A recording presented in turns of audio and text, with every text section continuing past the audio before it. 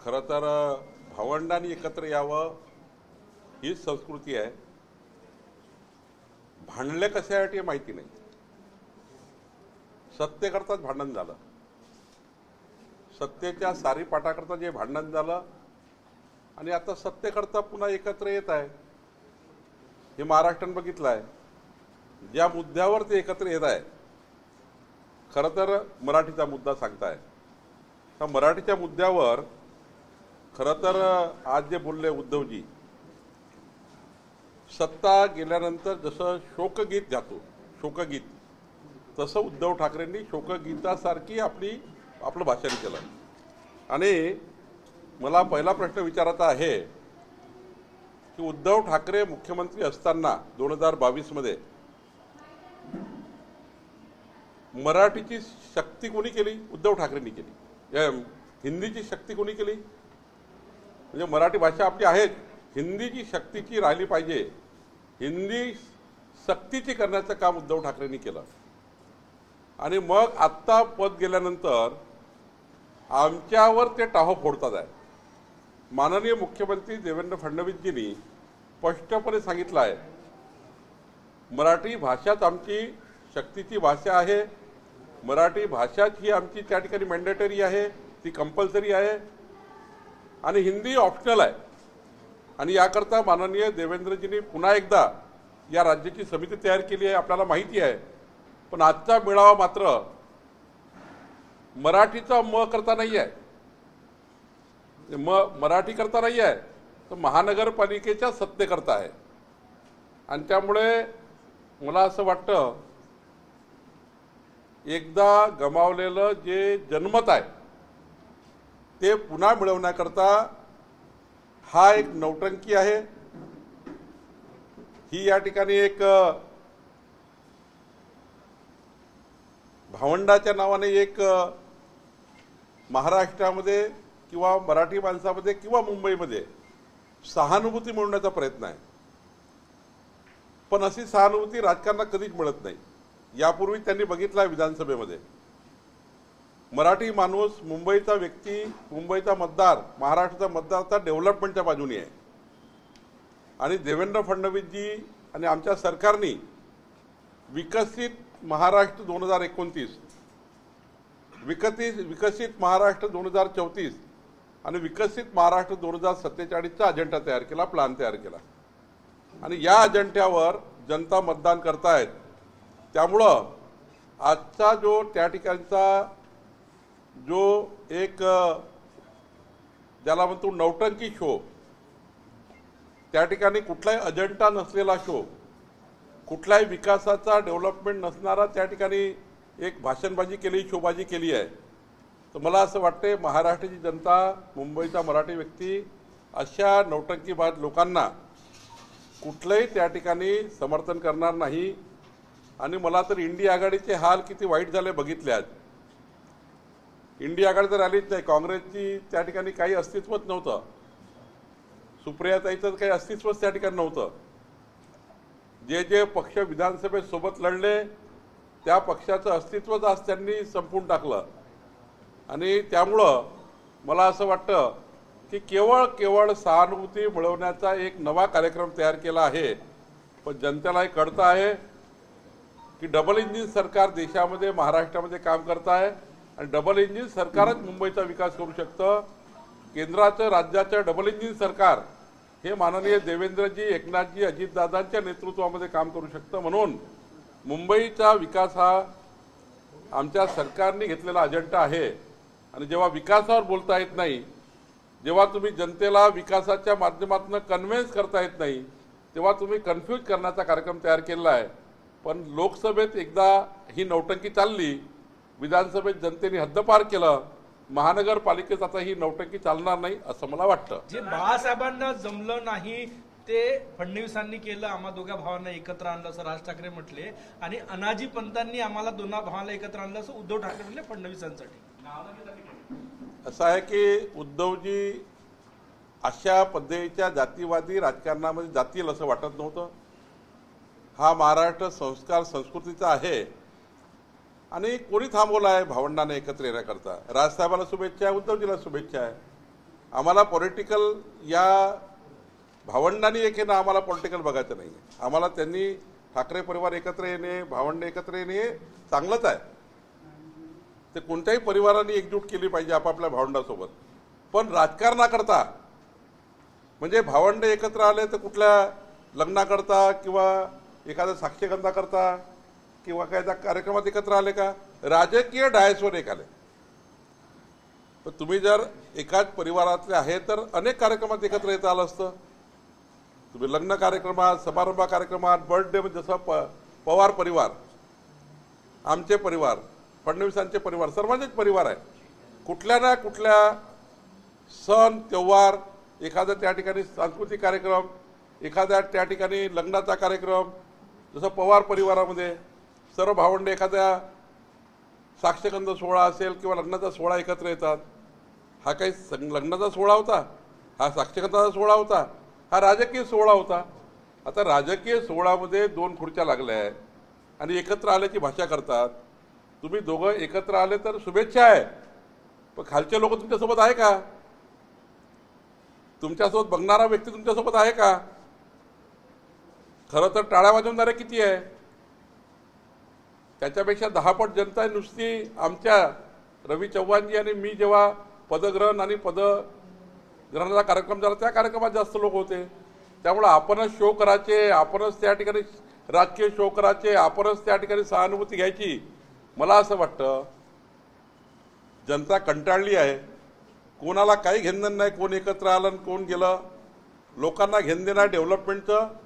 आणि माननीय देवेंद्र फडणवीसजींनी मोदींच्या नेतृत्वामध्ये विकासाचा संकल्प केला. आम्हाला तर ठरवलं आहे आम्ही कोण काय करतं हे आम्हाला काही करायचं नाही आहे. आम्हाला एवढंच करायचं आहे महाराष्ट्राच्या जनतेचा विकास झाला पाहिजे.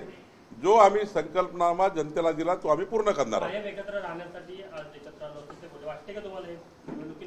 मला त्याच्याबद्दल काहीच बोलायचं नाही. माझ्या शुभेच्छा आहे राजसाहेबांना आणि उद्धवजींना. एकत्रच राहिलं पाहिजे.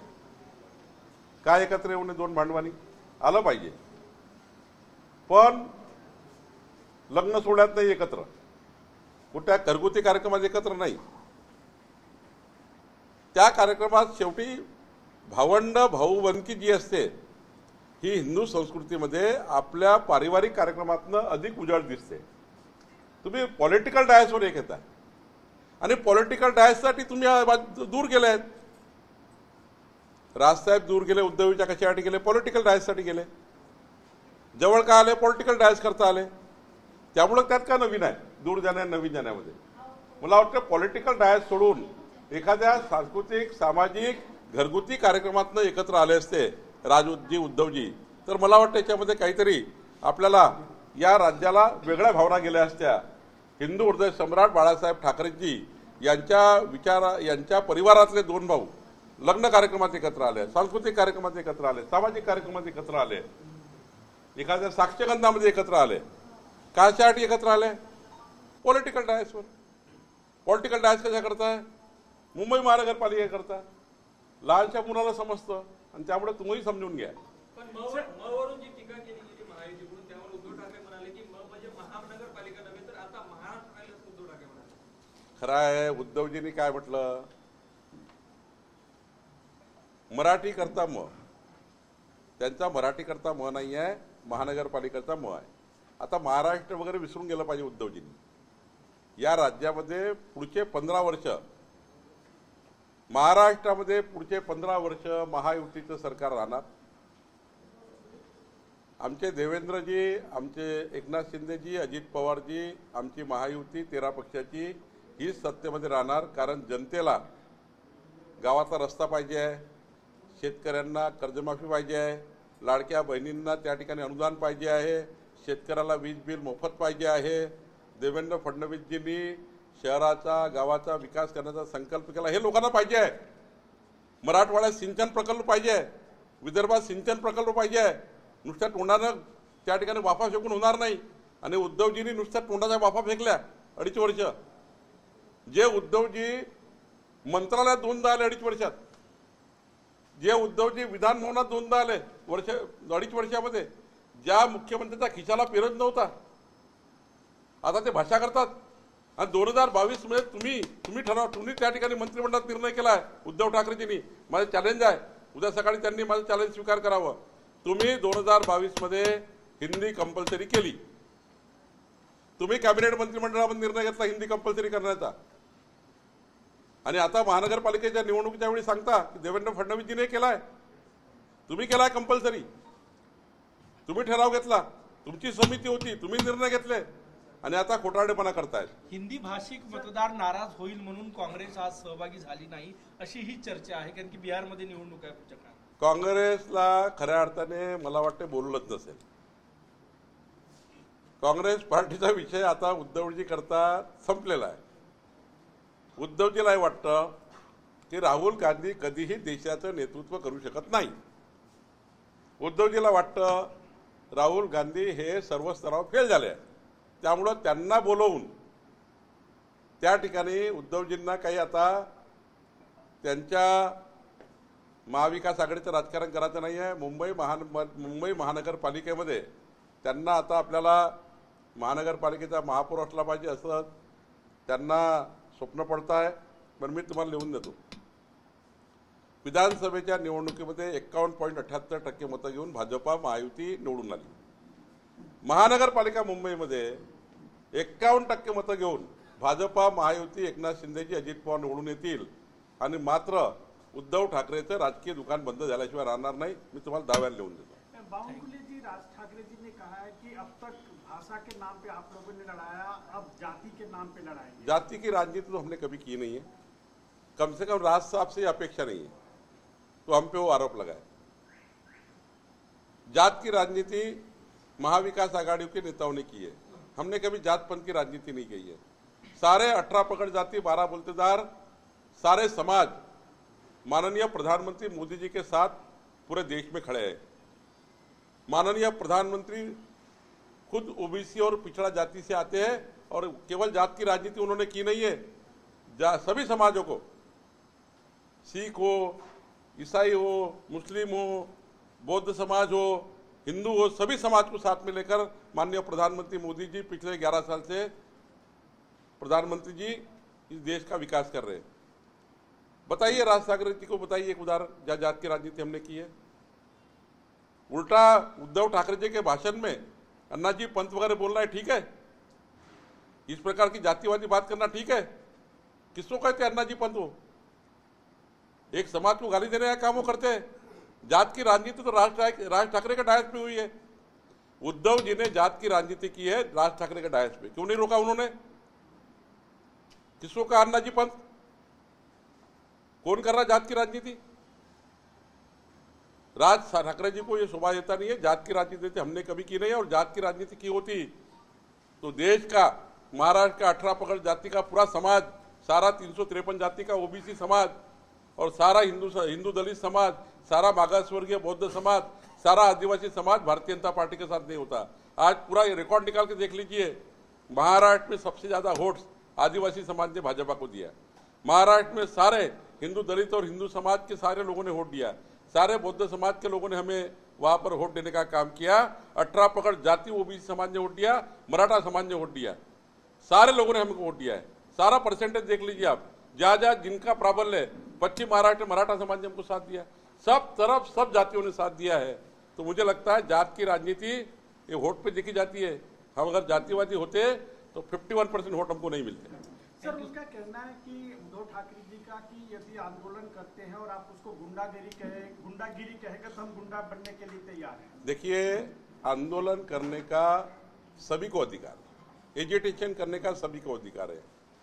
लेकिन एजिटेशन में पत्थरबाजी करना, तोड़-फोड़ करना, सरकारी प्रॉपर्टियों का नुकसान करना, जान माल का नुकसान करना, ये ठीक नहीं है. आंदोलन तो करने की क्या है, सबको ये संविधान से मुबाह है, सभी को संविधान से अपना अपना अधिकार है. लेकिन अधिकारों का हनन करना, गुंडागर्दी करोगे, रास्ते में पत्थर मारोगे, वो सरकार ने कहा है कि उसमें हम कार्रवाई करेंगे. ऐसे आंदोलन में कौन कार्रवाई करता? सभी को अधिकार है आंदोलन करने का, सभी को अपना मत रखने का अधिकार है. तो जो सरकारी मालमत्ता का नुकसान करेगा, जो सार्वजनिक हित को नुकसान करेगा, उस पर कार्रवाई होती है. राज ठाकरे जी ने कहा है कि जो भी हिंदी आदिवासी राज्य है वो पिछड़े हुए हैं।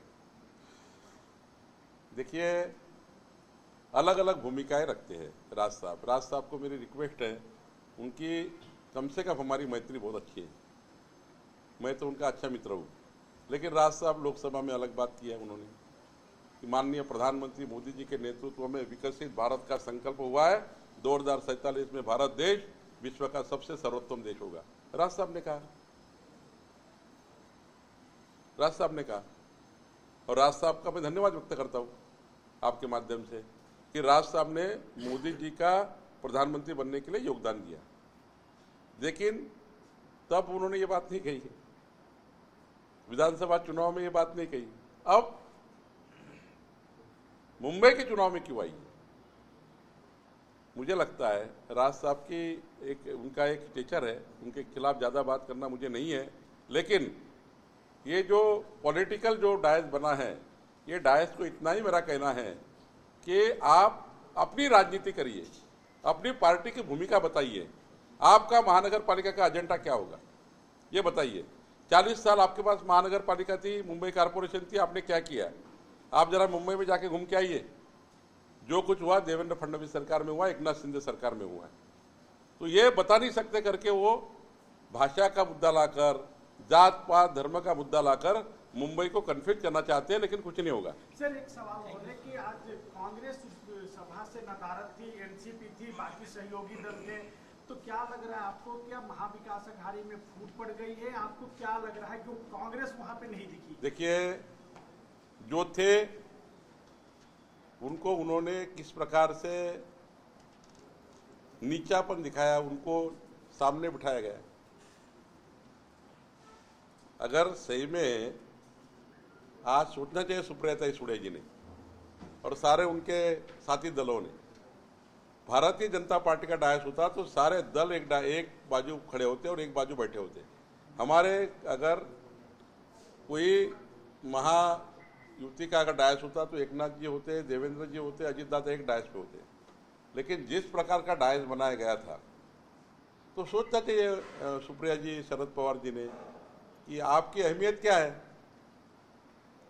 क्या अहमियत रखी गई आपकी। तो कांग्रेस पार्टी को मालूम था कि हम जाने के बाद भी हमें नीचे बिठाएंगे, सारे लोगों को मालूम था नीचे बैठने वाले हैं, इसलिए क्यों जाएगा? कोई बुलाया भी होगा तो जाएगा नहीं, क्यों गए मुझे मालूम नहीं। और उनको मालूम है कांग्रेस को कि अगर राज साहब और उद्धव जी एक आ जाते हैं तो हमको सीट ही नहीं मिलेंगी मुंबई में, तो इसलिए अभी से उन्होंने खुद को बाजू कर दिया है। और उनको ये मालूम है कांग्रेस पार्टी को, अगर मराठी भाषा को लेकर राजनीति करते हैं उद्धव जी और राज साहब तो बिहार में हमारा बुरा हाल होगा, ये कांग्रेस को मालूम है, इसलिए कांग्रेस पार्टी भी कतरा गई वहां से। लेकिन मुझे लगता है ये सारी राजनीति है, केवल महानगर पालिका कारपोरेशन के चुनाव के लिए है, ये राजनीति नहीं चलेगी, मुंबई की जनता नहीं चलने देगी। सर, क्या आपने कहा बिहार चुनाव को देखते हुए कांग्रेस नदारद थी, तो क्या चुनाव मुख्य मुद्दा था कांग्रेस का? कांग्रेस का मुद्दा दूसरा क्या रहेगा? विधानसभा में आना नहीं है, लोकसभा में जाना नहीं है, वो तो 2047 तक भूल जाना चाहिए कांग्रेस ने। तो क्या मुद्दा है? उनको पार्टी जिंदगी रखनी है, कम से कम अलग चुनाव लड़ेंगे तो कुछ कार्यकर्ता लड़ेंगे तो कुछ ना कुछ वोट मिल जाएंगे, जो उनका वोट बेस है वो क्यों अभी आएंगे। तो मुझे लगता है कि कांग्रेस पार्टी अपने राष्ट्रीय जो उनका एजेंडा है, नेशनल एजेंडा, उसको लेकर थोड़ा सा राहुल गांधी को लगा होगा कि भाई इसमें जाना ठीक नहीं है, अगर हम जाते हैं तो पूरे देश के लोग मारेंगे कांग्रेस पार्टी के नेताओं को, तो इसलिए मुझे लगता है एक तो बुलाया होगा तो नहीं गए या बुलाया नहीं, मुझे नहीं मालूम, लेकिन कांग्रेस पार्टी का बुरा हाल है इतना पक्का है, कांग्रेस पार्टी का बुरा हाल है इतना पक्का है।